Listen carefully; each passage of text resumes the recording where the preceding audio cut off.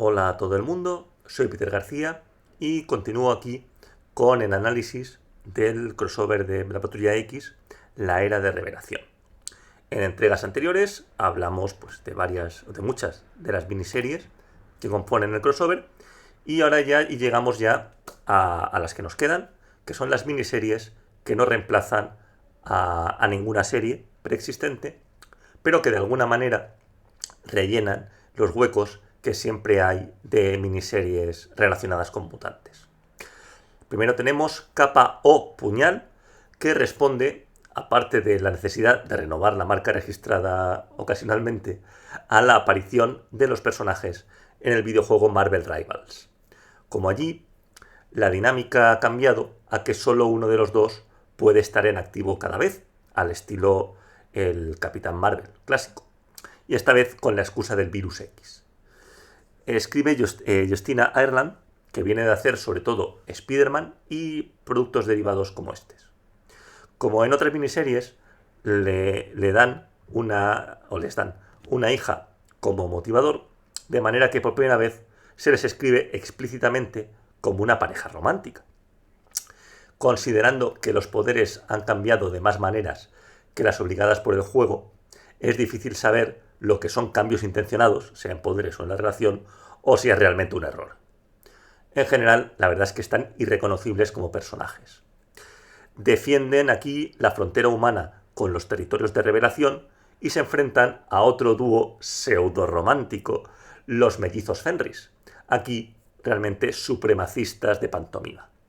Esto no es más que superheroísmo mediocre genérico, con muchos detalles erróneos, y además el dibujo de Lorenzo Tameta es más pobre que en su trabajo reciente en la serie de la Bruja Escarlata. Luego tenemos la miniserie Long Shots, que realmente existe únicamente para que haya una entrega cómica y porque lo piden los dos guionistas, que son de la añorada era krakoana. No tiene apenas nada que ver con el crossover. Podría transcurrir en cualquier otro futuro malo. Coescriben Jonathan Hickman, el creador de la era krakoana, y lo hacen en el mismo estilo que uno de sus primeros trabajos, Astonishing Tales, que era una comedia mediática centrada en el villano mojo. Y coescribe también Jerry Dugan, que la usa para ir abriendo boca a una miniserie del Hombre Maravilla o Wonder Man, que también va de Hollywood, por aquello de la serie de televisión. Dugan tiende a fallar tanto como acierta, aunque aquí al menos es todo tan absurdo que su habitual falta de documentación da casi que igual. Y las betacomedias de Hickman nunca han sido graciosas. Así que esto pintaba mal desde el principio, pese al buen historial serio de ambos en la línea mutante. Pero es que es peor aún, ¿vale? La parte satírica de Mojo no pasa de los lugares comunes sin gracia. La comedia de los protagonistas, que son una mezcla de Vengadores antiguos y villanos de Spider-Man.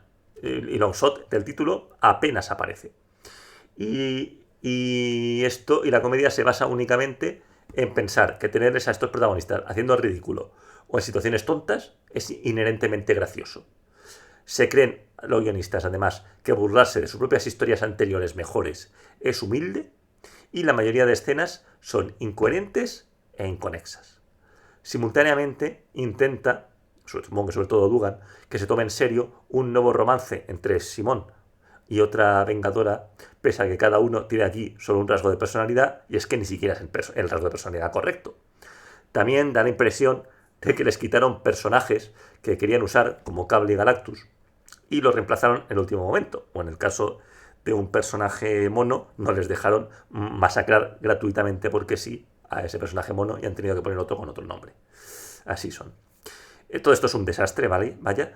Y solo se salva el dibujo de Alan Robinson, que es típico de los cómics digitales, aunque la verdad, como podéis ver, merece más.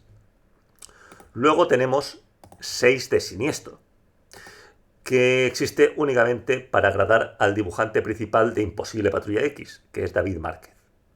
Como Márquez estaba empezando a escribir cosas propias en Image, aquí se le da la opción de hacerlo también para que no se vaya del todo.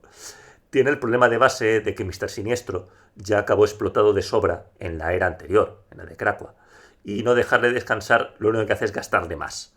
máxime cuando no va a estar a la altura de la grandeza de la etapa anterior. Ya empieza mal teniendo una ciudad siniestra que en vez de estar habitada por siniestros, como es el leitmotiv del personaje, está habitada por bichos no explicados. En general, está usado como científico malvado sin nada interesante. Los protagonistas son una especie de X-Force a su mando, liderada por Chaos, que es otro al que han dado hija, como son muchos, y con una mezcla de mutantes, Dominó, Rojo Omega y Lady Phantom X, reapareciendo tras una década, y gente que no lo es, como Gata Negra o Veneno, que van cumpliendo misiones a ver si Siniestro les arregla sus mutaciones por el virus X.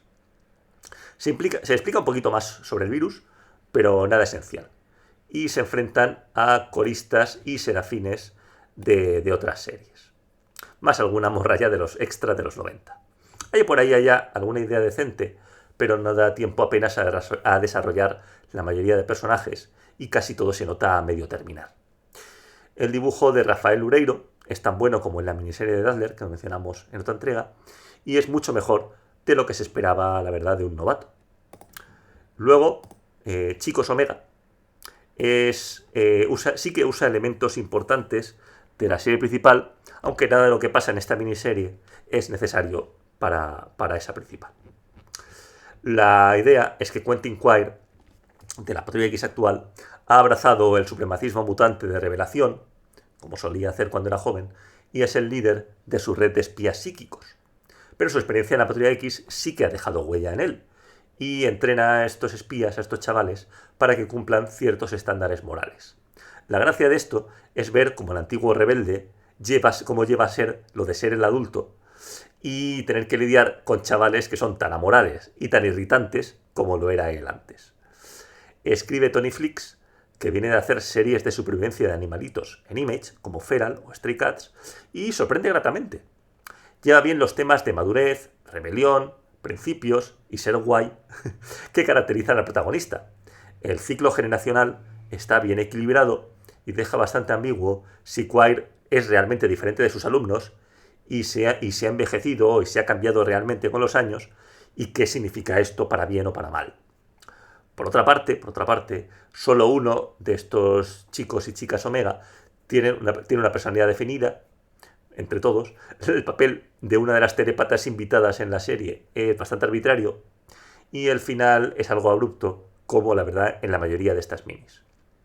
Pero aquí pues irrita más porque la mini es mejor. Tiene buen dibujo de Andrés Genolet, que viene de hacer Jóvenes en Runaways, entre otras. Finalmente,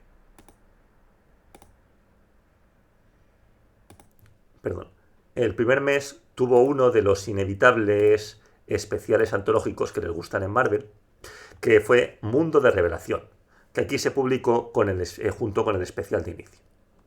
Dan una perspectiva más global con guionistas invitados conocidos y dibujantes que lo hacen bien en distintos estilos. Ryan North, que es el que está escribiendo actualmente Cuatro Fantásticos, cuenta lo que pasó con ellos y hace lo mismo que en su serie.